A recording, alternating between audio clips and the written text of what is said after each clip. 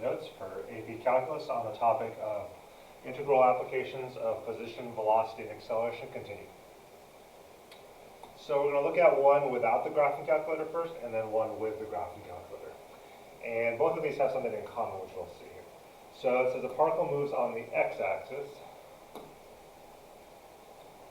and its velocity, or time is greater than or equal to 0, is given by v of t. And the key is that you want to find the total distance traveled by the particle on this interval from 0 to 3. So remember, whenever you want the distance, it's a similar concept to position, except distance, remember, can never be negative. So in order to go from velocity back to position or distance, we have to integrate, in this case on the interval. So the integral from 0 to 3 of velocity v of t. However, since distance can't be negative, this integral could potentially be negative. Okay? And so the way we can ensure that it's never negative and that it accounts for movement both in the, to the right and to the left is to integrate speed rather than just velocity. The speed is never negative. And that's going to give you the total distance traveled from 0 to 3. Because speed, no matter which way it's going, is going to be treated as not negative or positive velocity. So in this case, this is our function, though. So we want to see where the absolute value has an effect and where it doesn't.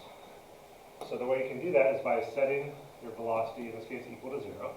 And you can see you can find factors of 2 that have to be negative 3, be negative 1 and negative 2.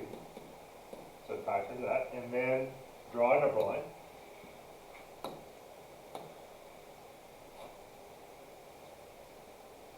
Where we can test. In this case, we're just looking from 0 to 3. So that'd be our overall interval.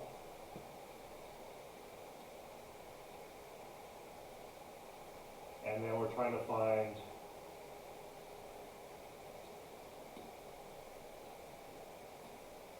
these are the two places that make the velocity 0 and see where the absolute value has an effect and where it doesn't.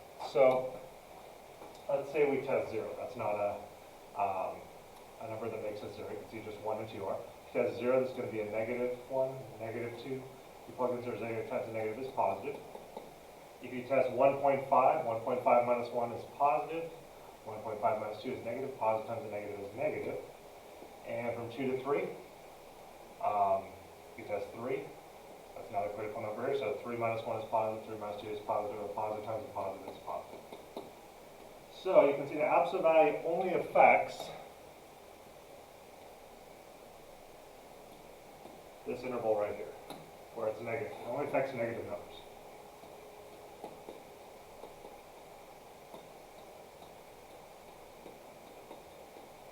The absolute value has an effect on that interval only. And so we have to split this, in this case, up into 3 separate integrals here of our velocity. And the only impact the absolute value has is on the middle one. So the first integral, from 0 to 1, is just going to leave v of t alone, so just stay t squared minus 3t plus 2. Nothing happens to that one. Velocity there is already positive. But then the way the absolute value has an effect, this is going to give us a negative answer from 1 to 2. So the way we show that it has an effect is by multiplying by a negative 1 on this one. That'll change it back to positive, which is what we want for total distance, because distance can never be negative. So from 1 to 2, and then we'll have the same thing, we just, the negative will change it back to positive, so t squared minus 3t plus 2. And then finally, plus, the absolute has no effect on this last interval here, so it's just going to be plus the integral from 2 to 3 of our velocity. Okay, so this one we're doing without a calculator. which it does take a little more work, but they'll usually give you ones like this that aren't too complicated.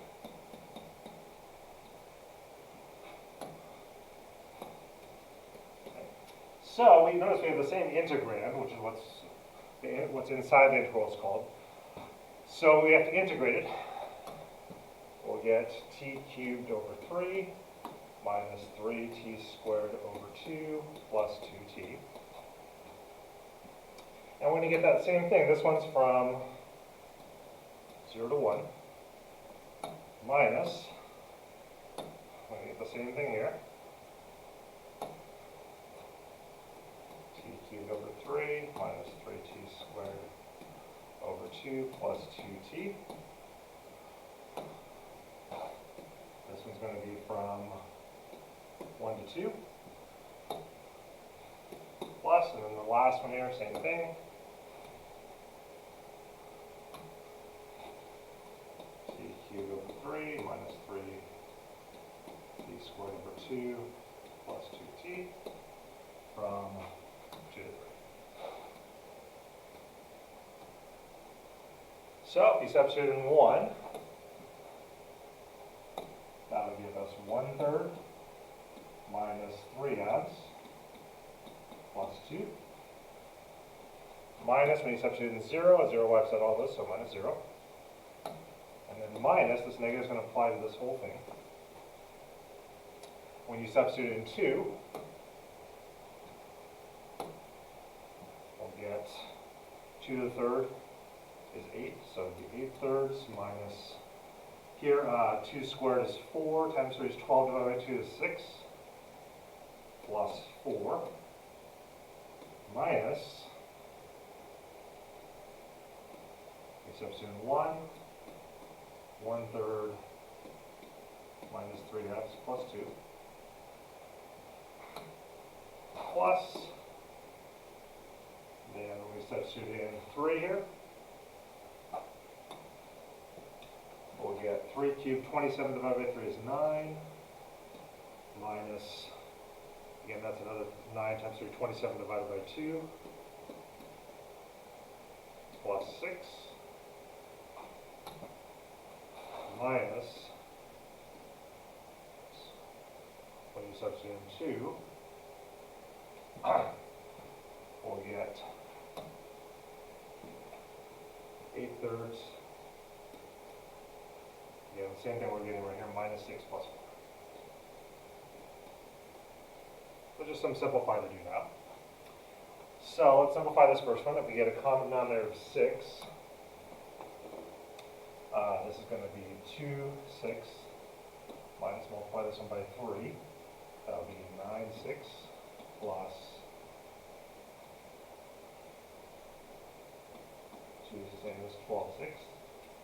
Add those up, gives you 12 and 2 is 14, minus 9 gives you 5/6.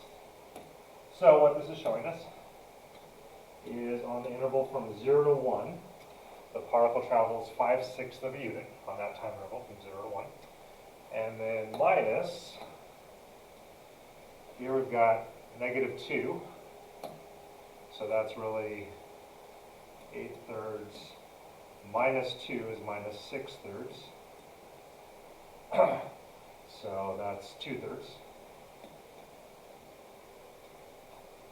Minus this one, notice we've got the exact same thing expression we've got over here, which we already simplified to be 5/6. So 2/3 minus 5/6.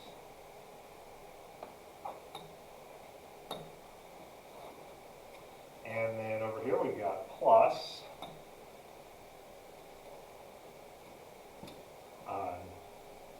If we get a common number of 2, we've got 9 plus 6 is 15. And times 2, so that's 15 is the same as 30/2. Minus 27/2 gives you 3/2. Minus, notice 8/3 minus 6 minus plus 4, we already have that over here. Remember that simplified to be 2/3, so minus 2/3. So if we just simplify it a little further, we've almost got it. So you can see we've got 5/6, just how far it travels on the first, for the first second. 0 to 1. And then 2/3, that's the same as 4/6 minus 5/6. That's a negative 1/6. So normally this would have been negative 1/6, which is what we saw in the number line, remember? Right here.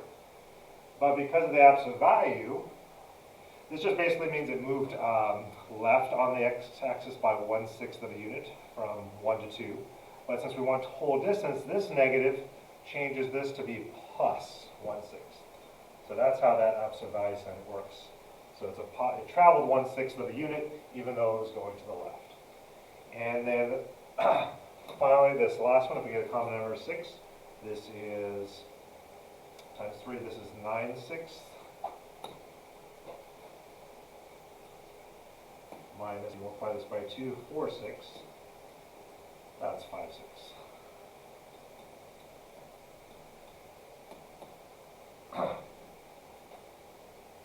So from that we get 5/6, that's how far it traveled on from 2 to 3 seconds. 5/6 plus 1/6 plus 5/6 gives you 11/6. So that's this whole distance it traveled on the interval from 0 to 3.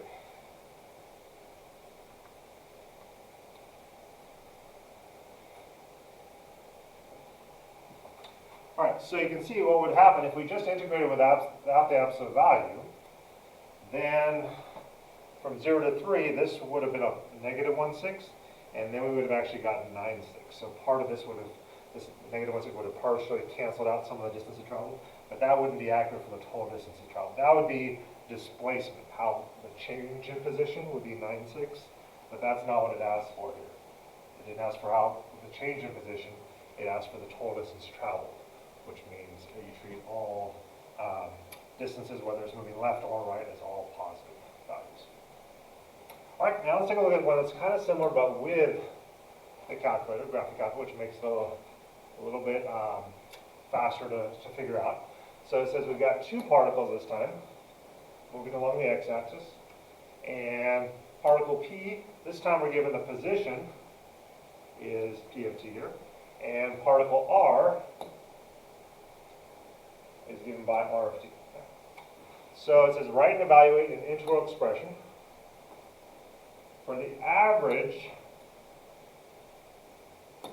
distance between the two particles at an interval from 1 to 4. Okay. So the distance between the particles, distance again, that deals with position. So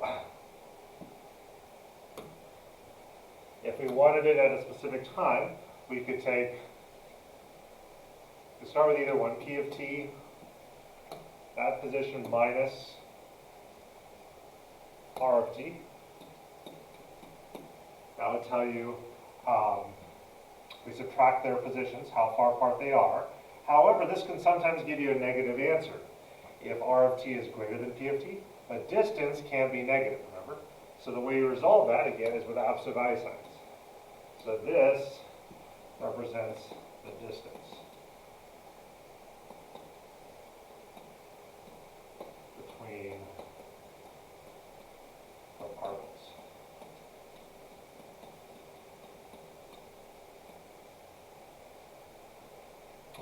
Right, so if we just wanted the distance at one specific time, let's say at time 1, and you'd plug in 1 here for time in each of these.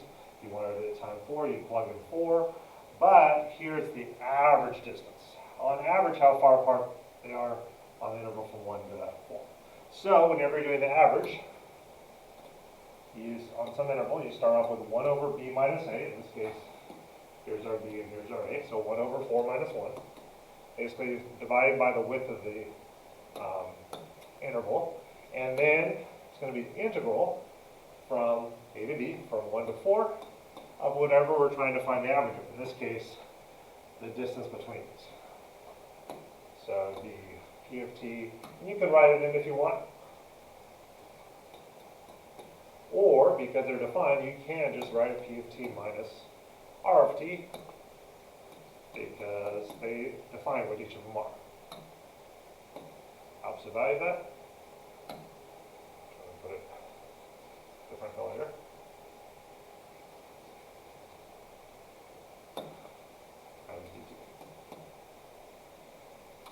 So that would be your setup there. Now this one though, it says with the graphic calculator. So this one would be a little more complicated. If we did it without, we'd have to figure out a number line for this one on the interval from 1 to 4, a number line for this one on the interval from 1 to 4, and see when this difference is going to be affected by the absolute value or not. So because of that, to save you time, they allow you to use a calculator on this one to make it not such a lengthy problem here. So let's see how we would do this on both calculators. So let's say we start with the 84. So let's go ahead and substitute in. I'm just going to put these in as y1 and y2. You don't have to, but that tends to make it a little easier. So 3 cosine of pi x, instead of t, remember we put it as x, divided by 6. And then for r of t, put that as y2. Got x to the third minus 4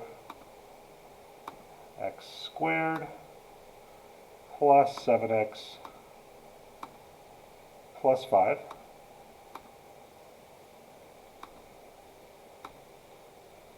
And then second quit out of there. And then first thing you might want to do, so you don't forget this is a 1/3 out in front. So in parentheses here you can put 1/3 times. And then to have the calculator do an integral for you, remember you go math and then down to number 9 where it says function fn integrate, function integrate.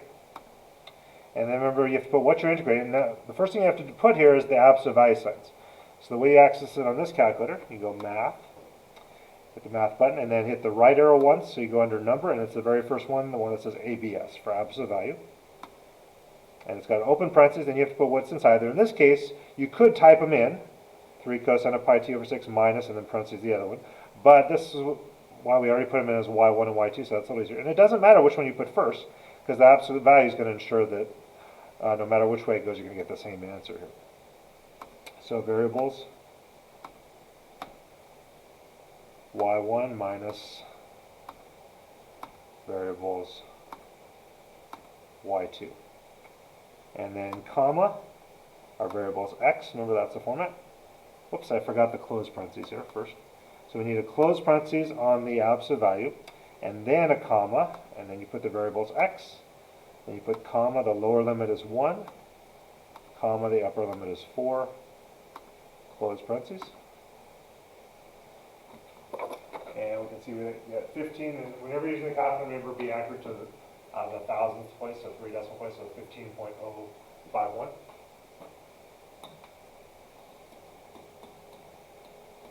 So that's on average how far apart the particles are on an interval from 1 to 4. Now let's use the other calculator, the Inspire, and see if you get the same answer for that one. So let's start with a new document. Add graphs. You don't really need the graphs here, but I'm just going to use it to type in F1 and F2 again. So let's go ahead and put those in here. So F1, remember, was 3. And then all the trig functions are on this button that says trig. Cosine, and here you can put the fraction here of pi is right here. Pi, and then again we'll use just x here, divided by 6, and then enter. So we see the graph of it, and then tab, let's enter in the second function, r of t was x to the third minus 4x squared. So here's the x button at the bottom. X to the third.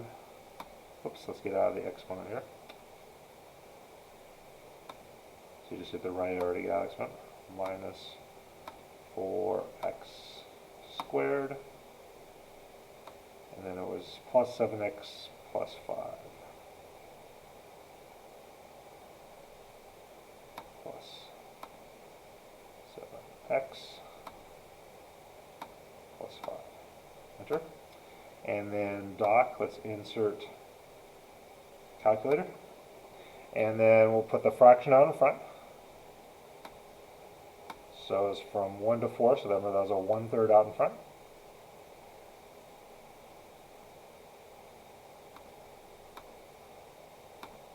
And the integral here is on the same button as we used for the fraction, right next to the 9. This one right here that looks like a definite integral. And you just put it in 1. You can use the arrows or tab to 4. And here are the opposite value signs on the Inspire are on the same button here again as the fraction and the integral. You can see they're right here. It looks like opposite value signs, and it is. And again, we can just enter in, doesn't matter which one goes first because the opposite value, f1 of x, and then minus bar f2 of x, and then dx. And we get the same answer.